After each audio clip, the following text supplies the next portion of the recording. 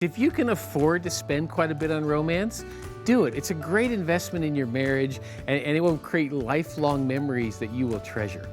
But if you don't have a lot of money, and maybe it's a lean year, you don't have to turn off the romance button. You can keep romantic things going. Hebrews chapter 3, verse 13 challenges us to encourage one another daily, as long as it is called today. And one of the ways we can do that as married couples is to romance one another. Because when you romance each other, you're saying you're worth the time, you're worth the effort, you're worth whatever it costs. But like a lot of areas in life, men and women, we romance differently.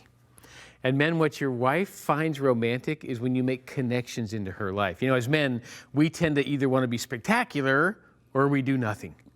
But there's lots of ways you can connect into your wife's life that she will interpret as romantic. Like when you call her in the middle of the day and say, "No reason I called, I just called to say, I just called. I love you." Yeah. And when you send an email in the middle of the day that says, "I was just thinking about you today and my life is really better because you're in it."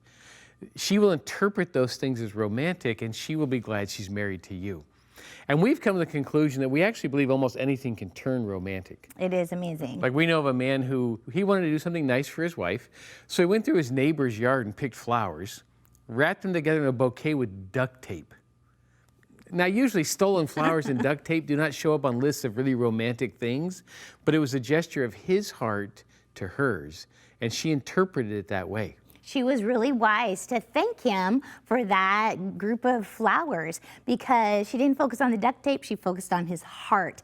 And when you say thank you to your mate when they do something romantic, they're probably going to want to do something romantic again. And so that's like the key. We love the connections, girls, but what guys love in the area of romance is simple, clear expectations. So for example, we might say, let's go to a dinner and a movie. Right. We think that's dinner and a movie and maybe a little bit of intimacy later on. Right, but not dinner and a movie, go to the store, redecorate the whole house, let's stop at coffee, and then talk through our retirement plan. No, they think dinner and a movie and woo, red hot monogamy.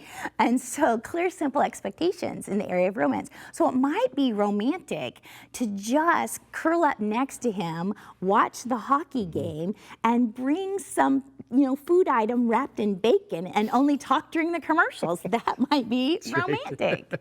So I would say to you folks, if you can afford to spend quite a bit on romance, do it. It's a great investment in your marriage, and it will create lifelong memories that you will treasure.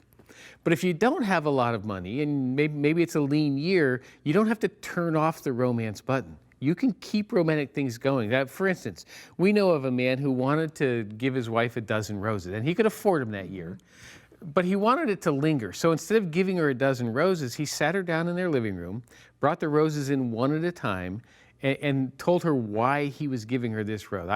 I just appreciate the fact that you take care of yourself and you focus on your spiritual growth and you focus on your physical health. And I just want to thank you, so here's a rose. And then I want to thank you for the way you've invested in our daughter's life. Brought her another rose. I want to thank you for the way you've invested in our son's life. Brought her another rose. It took him over an hour to give her a dozen roses, but it created a lifelong memory. And then we have another friend that wanted to do the same thing, but couldn't afford any Like zero roses. money. So he drew his wife a picture of a rose as best he could, delivered it to her and said, "If I could afford all the roses in the world, I would give them all to you, but this is my down payment for a lifetime of love." And it's amazing. That man has gone on to be a very successful businessman, and she still keeps that picture of a rose in her Bible because it reminds her of the sincerity on his heart. And that's really what romance is all about.